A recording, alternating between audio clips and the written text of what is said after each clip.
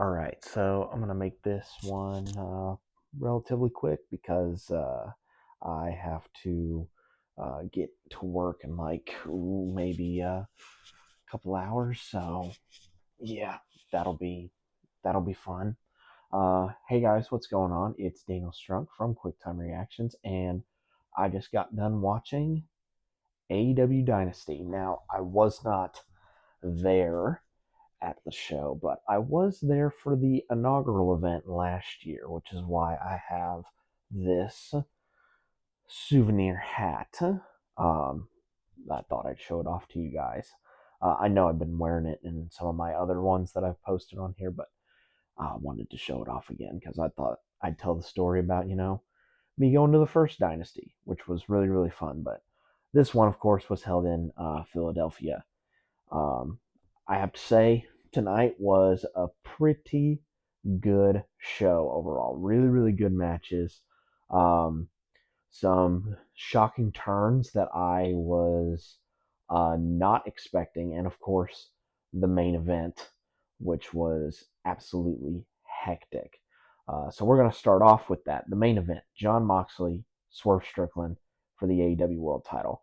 Um, so I think I've pinpointed the reason as to why Moxley's reign isn't working for some people, and that's because he is very much old school in the way that he works. He's gone from the way that he's worked in WWE and even in the early days of AEW where he's does all these big flashing moves to basically ground and pound submission based style of wrestling, and it's like really grinding down a person until like they can't go anymore, and he just chokes them out with the bulldog choke.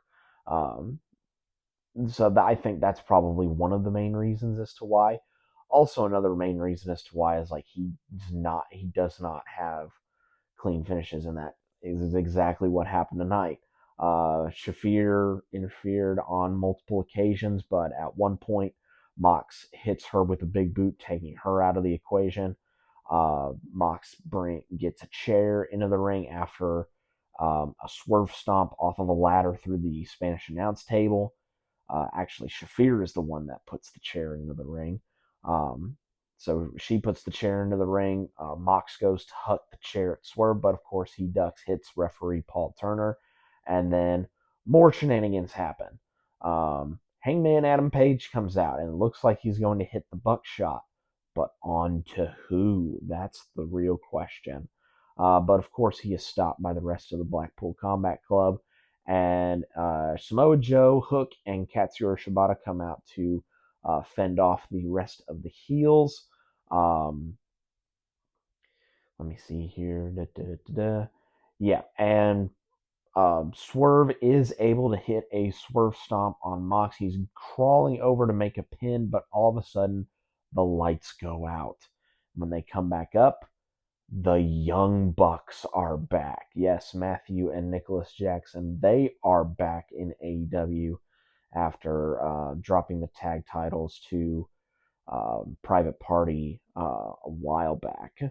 But they hit the EVP trigger on Swerve, and Mox is able to get a 3 count and still retain his AEW title.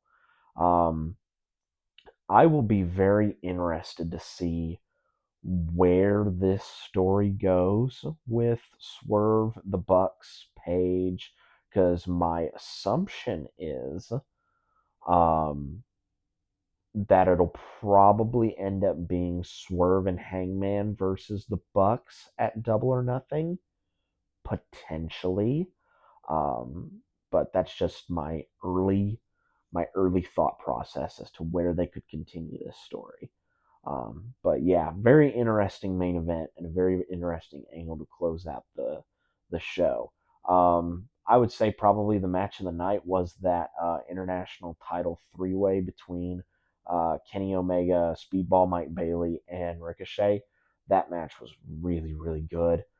So many good near falls, and every single time I see Bailey do the moonsault into the knees, it makes me absolutely just scrunch up in pain every single time I see it because I know that must be a son of a bitch to take and also a son of a bitch to give as well. So yeah, that cannot be fun. Um, but yeah, that match was really really good. Um, in the end, though, Kenny hits an avalanche one wing angel on Ricochet, but Bailey tries to break up the pin, but he's caught up in the ropes, and Omega is able to retain his international title. And then afterwards, he stares down with Kazuchika Okada, and that's probably the match that we're probably going to get at All in Texas. Um, some other stuff that happened on the card tonight. Some Owen Hart tournament action started. Will Ospreay beat Kevin Knight in a really good opening match. And Mercedes Moné beat Julia Hart to advance in the women's bracket. She will face the winner of, I believe, the match will be Chris Statlander versus Billy Starks.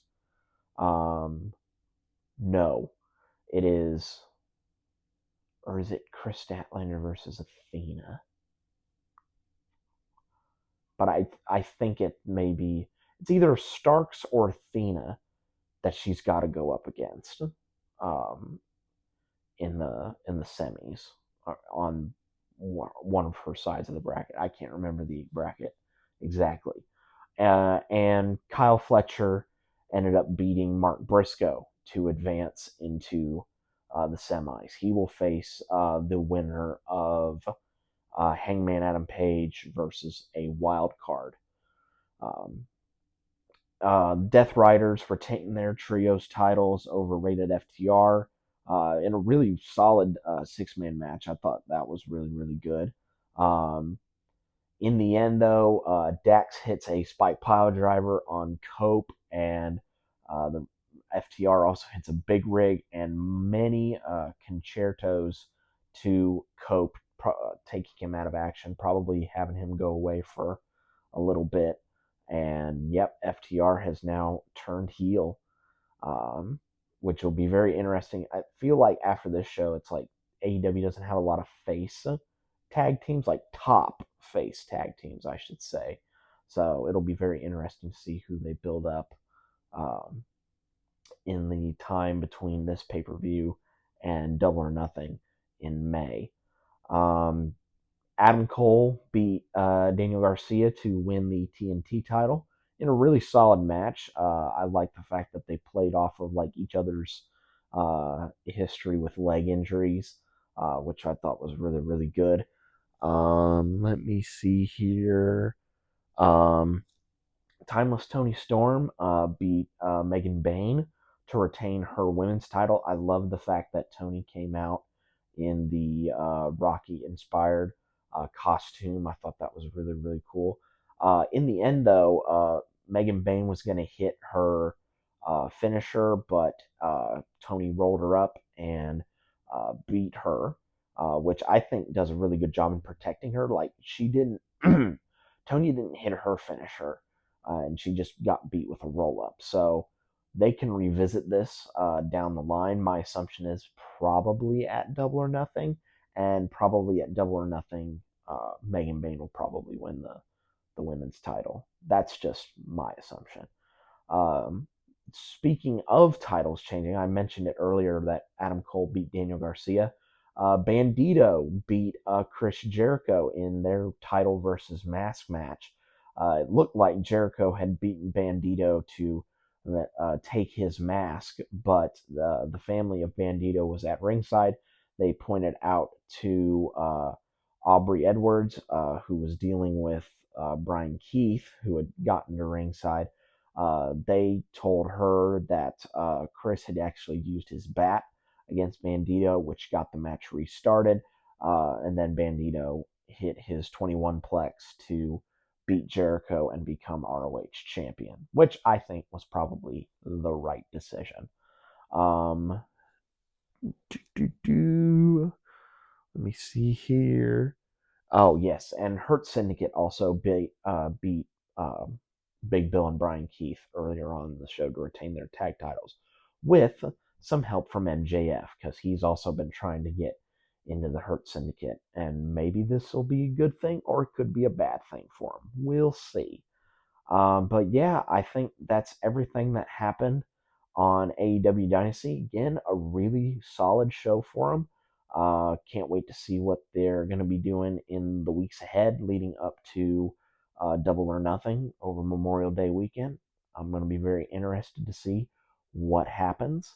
So yeah, it was a pretty solid show all around, but we are in April and we are just 2 weeks away from WrestleMania. And I've already got my card booked out. So I'll give you my thoughts on what should be on the show tomorrow. But until then, guys, I'll catch you later.